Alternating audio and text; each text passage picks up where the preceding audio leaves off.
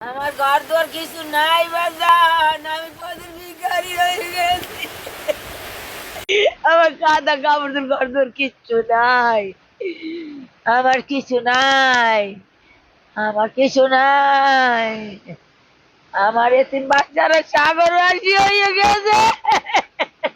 মা,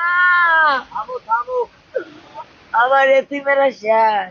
আমাদের ঘরের ছ হয়ে গেছে, পুষ্কুনির পাড়ের চাইও মানে 3 থেকে 4 ফুট পানি হয়েছে।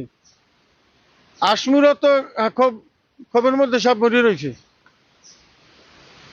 আমি কি কত ক্ষোভ গেছে বাসা, এখন তো এইবার যা আছে আমরা, আমাদের ব্যারিবেড নাই, কোনো সাইডে ব্যারিবেড নাই। যে ব্যারিবেড নাই, একটা সাইকেলের সেন্টার নাই যে আমরা যাই উঠবো তাড়াতাড়ি। আবার বিপদ পড়লে দৌড়ে যেয়ে সাইকেলের সেন্টার নেওয়াও নাই আমাকে।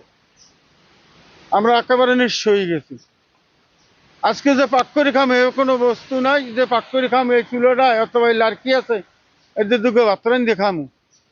নগদে 500 টাকা বা তার বেশি পেমেন্টে পেতে পারেন ঢাকায় জমিসহ 20 কোটি টাকার পুরস্কার।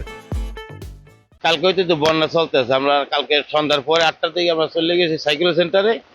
ঘরের মাছ দিচ্ছে সবই একইভাবে রয়েছে। রাত্রে শুনি যে গাছ পড়ছে, মানুষ খবর করেছে, এরপরে ফিরে 3টার দিকে আসলাম রাত্রে। আসে যে ঘর পরে গাছ গাছ পড়িয়া মাছ দিয়ে যা যা ছিল ভাঙ্গি ছিঁড়ে গেছে, কত বাসায় লই গেছে জোয়ারে। পানি ছিল এই উপরে 2 ফুট, এই রাস্তার উপরে 2 ফুট ছিল। গর্তের হ্যাঁ একে সব ভাঙ্গি ছিঁড়ে সব একটা মিস মারা হয়ে গেছে। পানিতে ওদিকে স্রোত আইছে দক্ষিণ দিগনে আইয়া সব লই গেছে।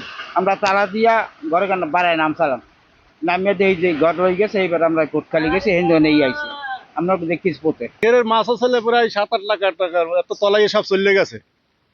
আর আমরা ছিলাম রাত্রে এই নিয়ে তো আমাকে ওর সমস্যা, ঘর সব মুরগি টুকি যে আনে সব তো শেষ হয়ে গেছে।